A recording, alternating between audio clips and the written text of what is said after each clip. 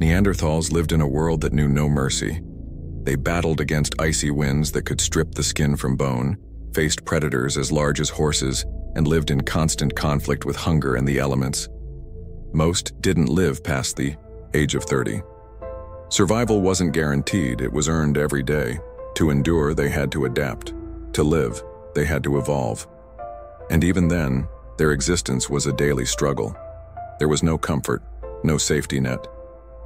No rest. Neanderthals weren't our direct ancestors. They were a sister species, Homo neanderthalensis. Emerging around 130,000 years ago, they were uniquely built for survival in a brutal, frozen world. Their bodies were stocky, short, and immensely strong, more power lifter than hunter. The average Neanderthal stood about 5 feet 5 inches tall and weighed between 150 and 175 pounds. Their skin was pale to absorb what little light reached the ground.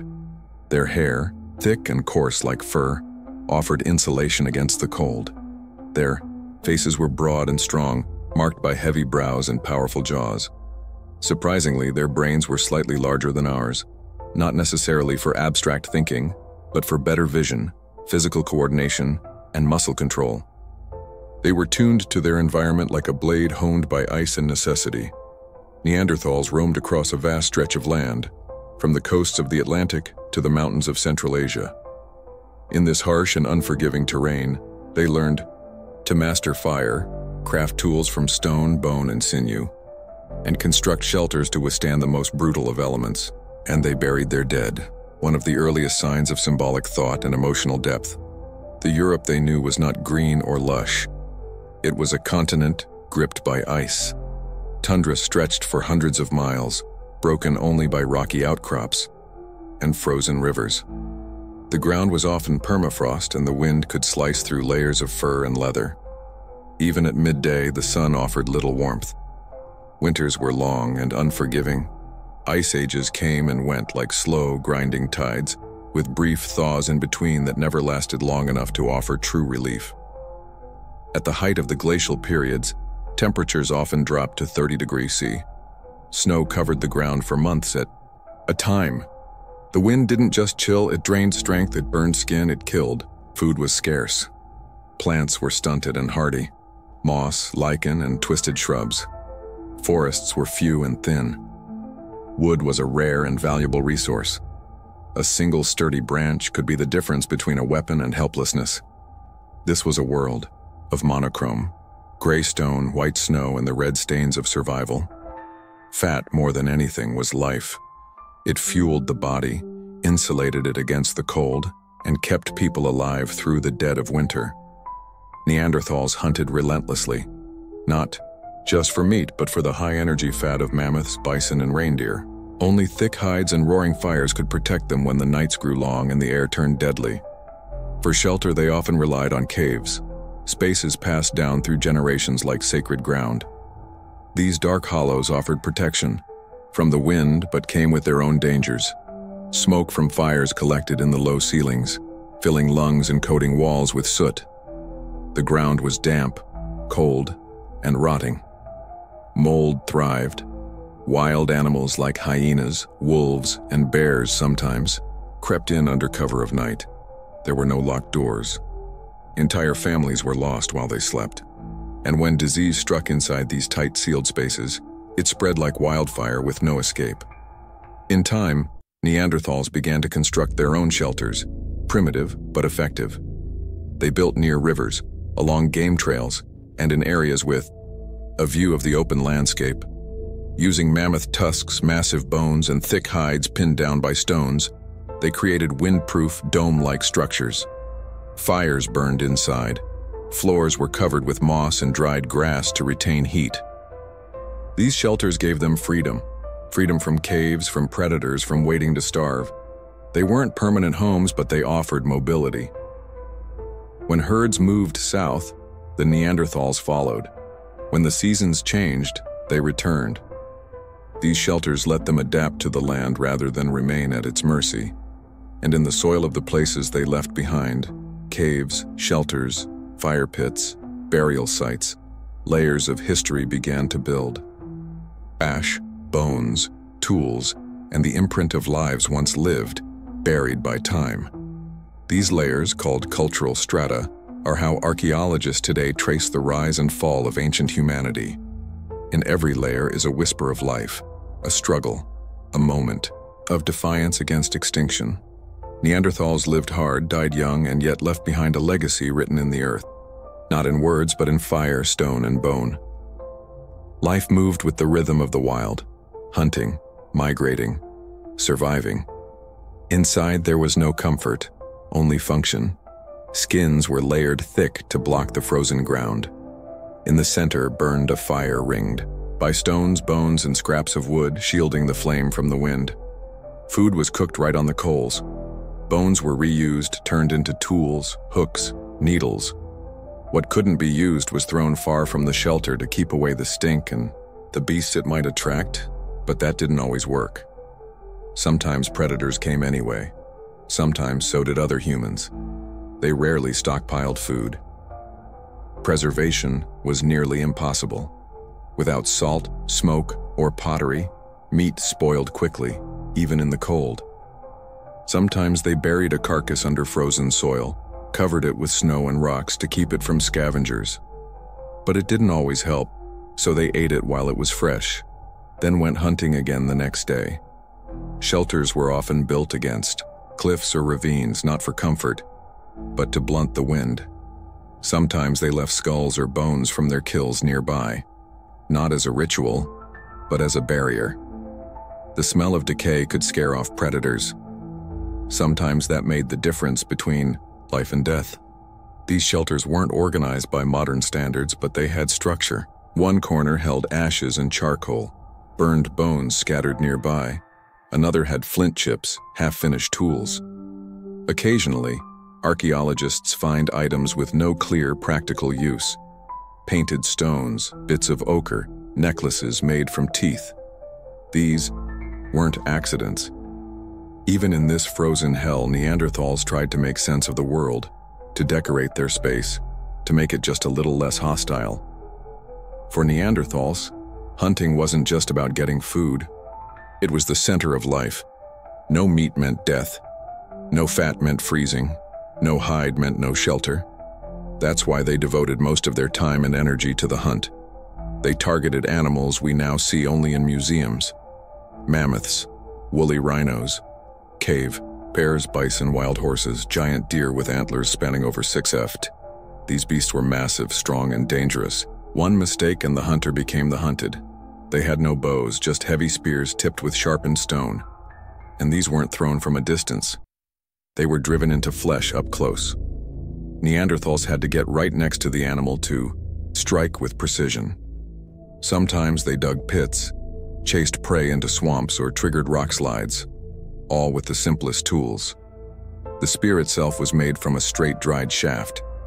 The tip was sharpened, then fitted with a flint point, often tied on with sinew and resin.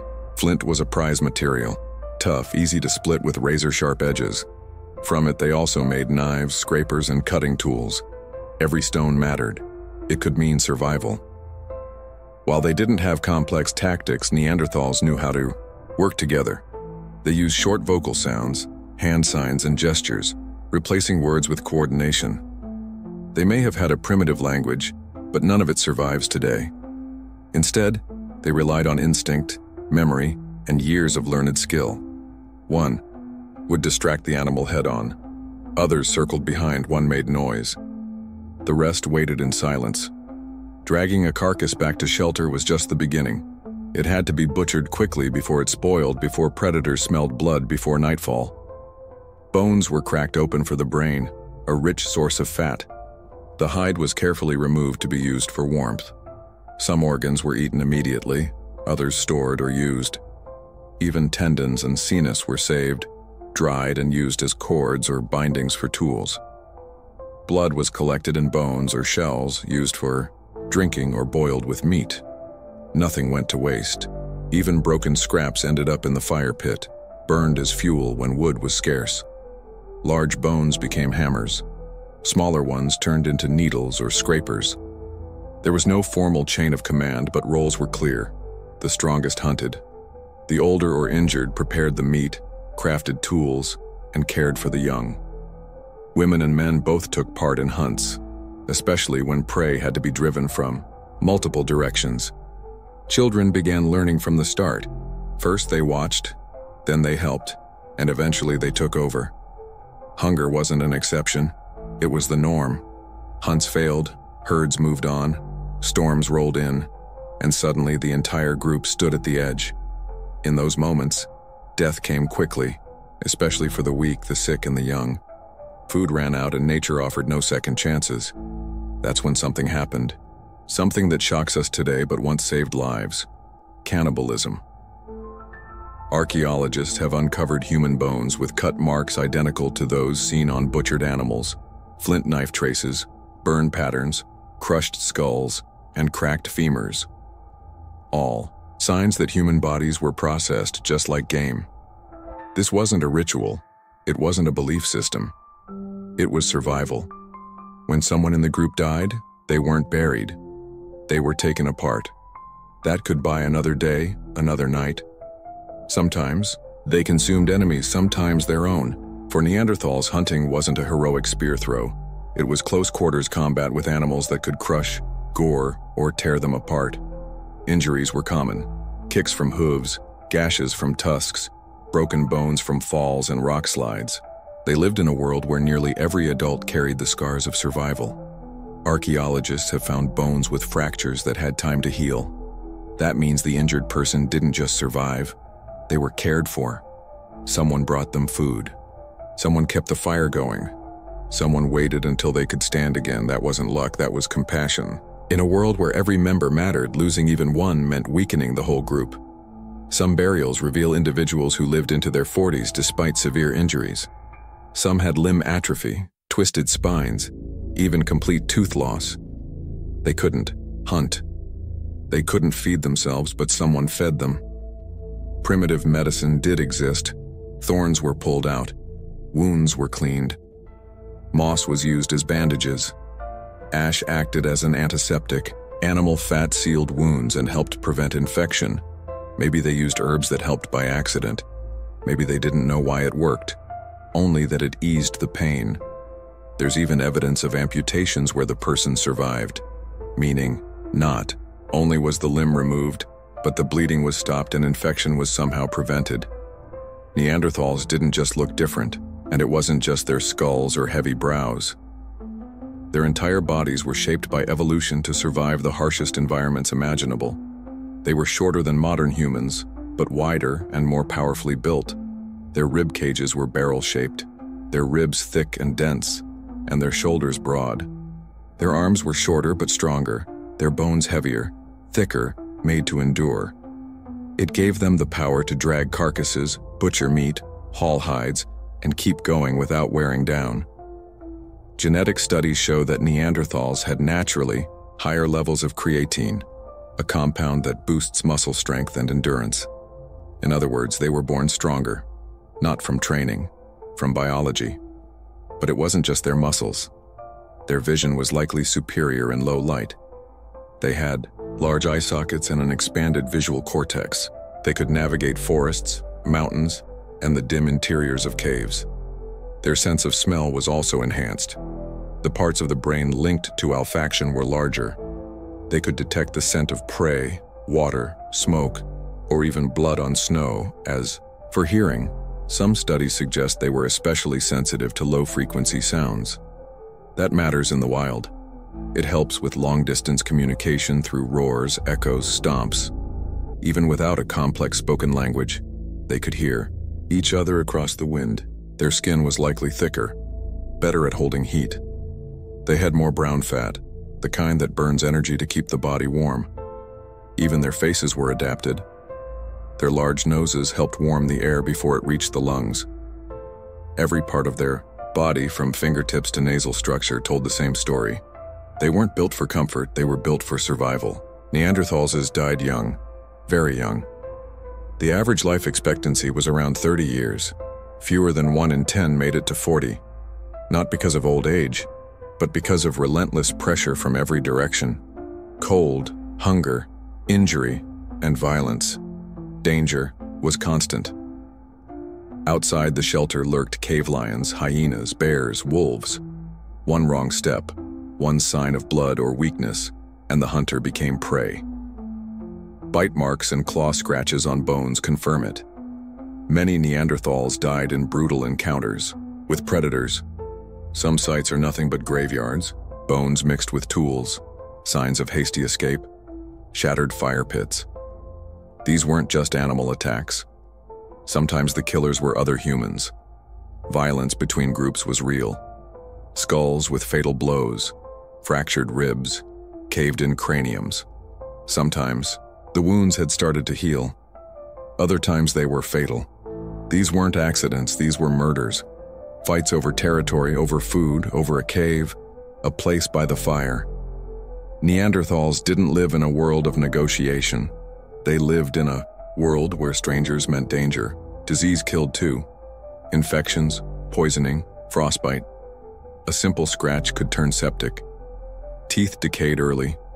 Many died from abscesses. Children suffered from rickets, adults from arthritis. Fatigue never lifted. Wounds didn't heal. Even a basic fall could be fatal if there was no one left to help. Children were the most vulnerable. Most didn't live past age 5. The reasons were many. Weak immunity, cold, diarrhea, injuries, animal attacks. If the mother couldn't nurse, death. If the child fell and broke a limb, death. If sickness struck, death. In almost every Neanderthal site, there are tiny bones too small to ever become part of the world. Women faced no less brutal odds. Childbirth was far more dangerous than today. Narrow hips, large-headed babies, a deadly combination. No midwives, no anesthesia, no help when something went wrong. A mother could bleed out, a baby could suffocate. In many caves, archaeologists have found the skeletons of women and newborns buried together. Around 45,000 to 43,000 years ago, a new kind of human began entering Europe and Western Asia, Homo sapiens. They came from the south, likely migrating out of the Middle East. In some regions, such as the Balkans and the Levant, the two species coexisted, living on the same land, sometimes in neighboring caves. Contact was inevitable. Archaeological sites show evidence of tools from both cultures found together, suggesting an exchange of knowledge and technology. Some researchers believe Homo sapiens adopted certain stonework techniques from Neanderthals. In return, Neanderthals began using items not typical of their earlier traditions. Genetic evidence confirms what archaeology suggests. Interbreeding occurred. Today, most people outside of Africa carry between 1% and 2% Neanderthal DNA. That means contact between the two species wasn't just territorial. It led to children. And yet the Neanderthal legacy in our genes is small. Offspring from these unions were likely few in number, or didn't always pass on their genes. Over time, many parts of the Neanderthal genome were naturally selected out, especially those linked to reproduction and neurological development. This points to a degree of biological incompatibility between the species. It's important to understand interbreeding wasn't necessarily consensual. Archaeology can't prove the nature of those encounters, but indirect evidence suggests that, at least some of them may have been violent. Several clues support this idea. Genetic mixing was rare and often one-sided, typically involving Neanderthal women. Neanderthal sex chromosomes are almost entirely absent from modern human genomes, especially the Y chromosome passed down from males. That absence may suggest that male Neanderthal offspring were excluded over time. In addition, archaeologists have found very little evidence of cultural fusion or long-term shared settlements, which suggests there was no stable cohabitation between the two groups. All of this points to a possibility. The first encounters may have happened under conditions of conflict, migration, pressure, or social imbalance. Situations where one group held the upper hand in numbers, organization, or technology. In such scenarios, violence can't be ruled out, and modern genetics considers this a plausible part of the story. Around 40,000 years ago, Neanderthals began to disappear. It didn't happen all at once. There was no single event. They vanished in waves, first in Central Europe, then farther west, and later in the mountain regions. The last known traces come from the caves of Gibraltar, dated to about 37,000 years ago. That means they weren't immediately displaced by Homo sapiens.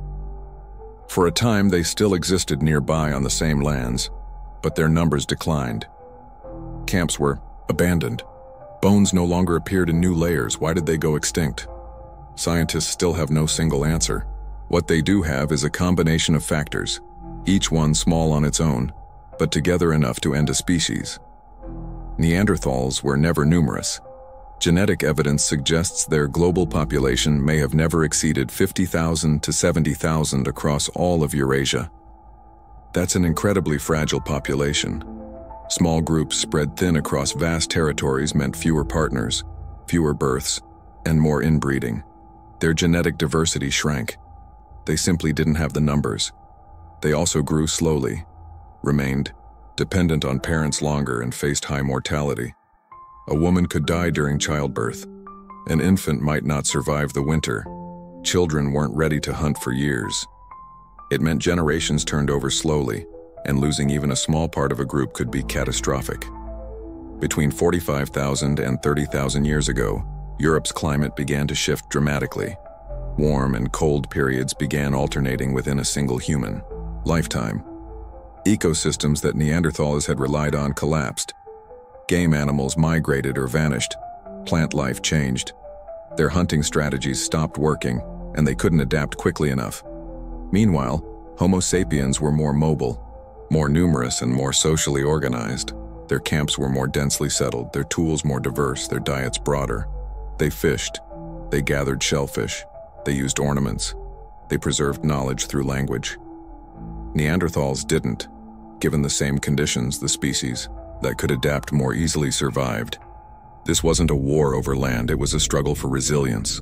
Homo sapiens could thrive in changing landscapes. Neanderthals couldn't.